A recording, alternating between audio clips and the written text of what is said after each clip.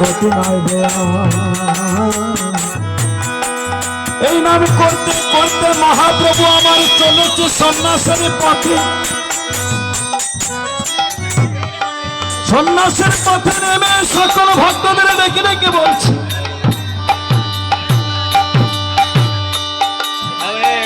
এই মধুমাকা নাম ছাড়া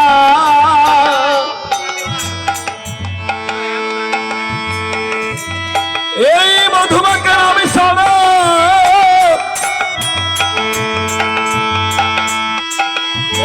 জীবের আর কোন গতি নাই। তাই মহাপ্রভু আমার কেমন ভাবে চলেছে,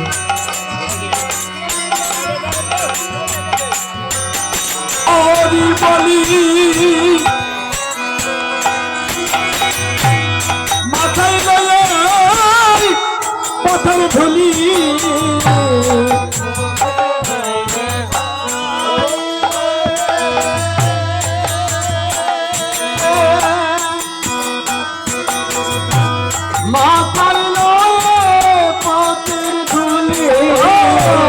মহাপ্রভু চলে সন্ন্যাস সাধনে। মহাপ্রভু চলে সন্ন্যাস সাধনে। কবু হাসে কবু কাঁদে, কবু হাসে আর কবু কাঁদে, কবু নাচে সে প্রেমানন্দে, কবু হাসে কবু কাঁদে, কবু নাচে সে প্রেমানন্দে, কবু হাসে কবু কাঁদে। এই নাম করতে করতে আজ মহাপ্রভু আমার চলেছে সন্ন্যাসের পথে। সন্ন্যাসের পথে নেমে সকলে ভক্তবৃন্দদের ডেকে ডেকে বলছে, ওই ভক্ত এই মধুমাকা নাম ছাড়া আর কোন গতি, এই মধুমাকা নাম ছাড়া আর কোন জীবের গতি না।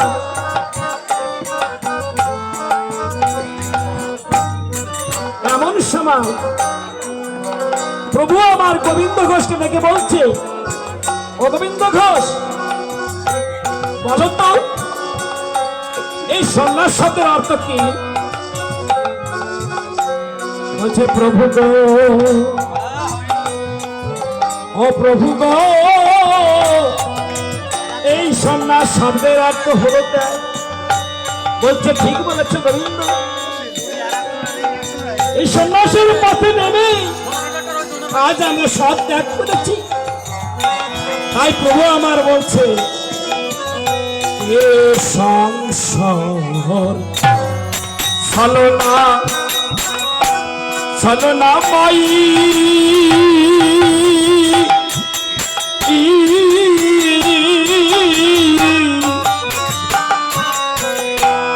ওরে মিশে আসা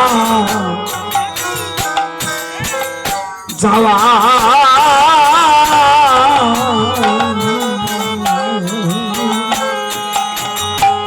ক্ষণিকের সুখ ভোগ লালসা ভিজে যাওয়া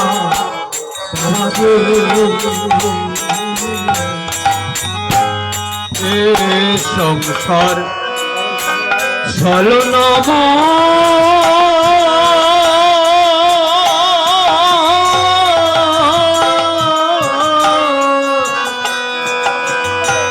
মেতে বাবা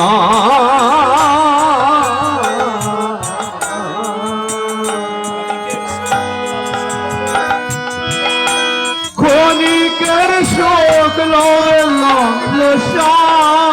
মিশে যাওয়া বাবাকে কানে চাপে খাতা ছাড়ি যাবে খাতা ছাড়ি কোথায় বাবা এই ঘরে বাড়ি প্রাণে যাবে খাঁচা ছাড়ি কোথায় রবে ঘর বাড়ি প্রাণে যাবে খাঁচা ছাড়ি। আমি উপসে দে লক্ষ্য করে বলছি, আজকে উপোস মানে কীর্তনের দিন। কথা বললে কীর্তন শ্রবণ হবে না। যেনারা উপোস আছে কথা বললে কীর্তন হবে না। আর যদি দেহে কীর্তন না হয় তাহলে সাধনে ভজন হবে না। আর সাধনে ভজনে যদি না হয় তাহলে ধরা তলে না যাবে। আজ পাপি হয়ে ধরারে মাঝে আজ মিশে যাবে। সেদিন কিন্তু সাধু সঙ্গ করা হবে। তাই প্রিয় ভক্ত গোবিন্দকে বলছে, ও গোবিন্দ, এই সংসার স্ত্রী পুত্র ভাই বলো বন্ধু বলো কেউ কারো নয়।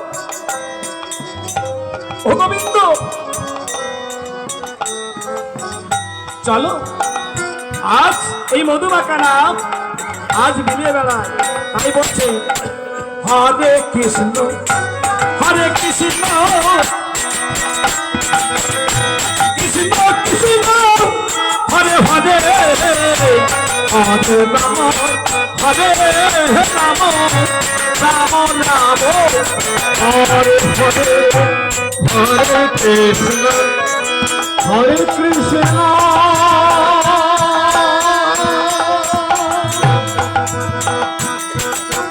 কৃষ্ণ কৃষ্ণ হরে হরে হরে রাম হরে রাম রাম রাম হরে হরে।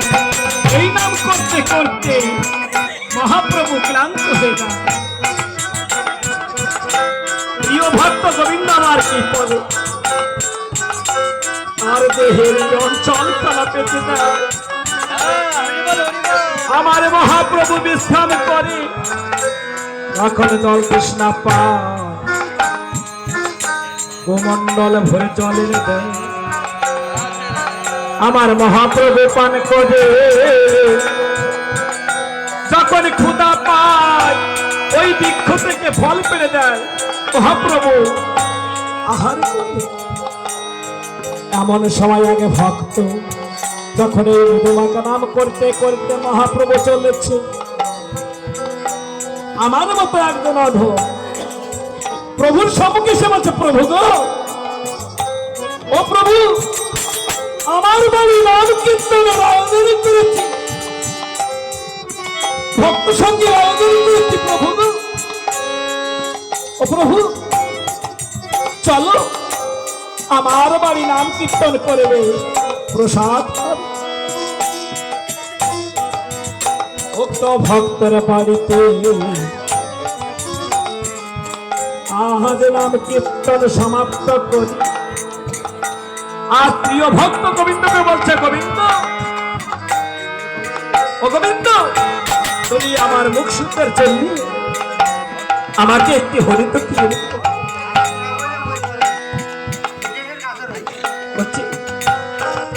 ঠিক আছে প্রভু, আমি চাই।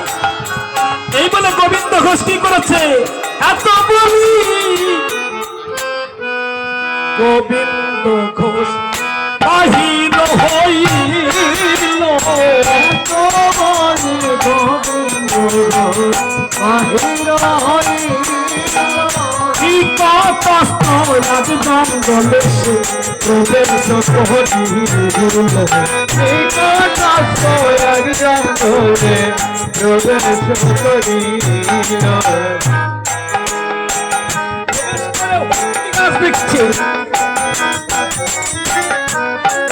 আজ হরিণ কি একচার ভাবছে,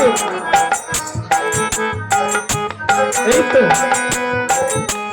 পাঁচটা ঝোলার ভিতরে রাখছে। আমি মনে মনে ভাবছি, আমি কিছু হরিণ কি আজ এই ঝোলার ভিতরে আজ কিছু হরিত কি এই ঝোলার ভিতর সঞ্চয় করে রাখবো কেন? আমার প্রভু যদি আবার চায় তাহলে কোথা হতে আমি হরিত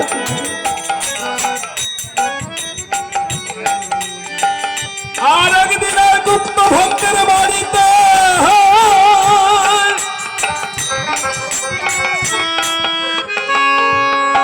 আজ কীর্তনের সমাপ্ত করি প্রিয় ভক্ত গোবিন্দকে বলছে গোবিন্দ রে, ও গোবিন্দ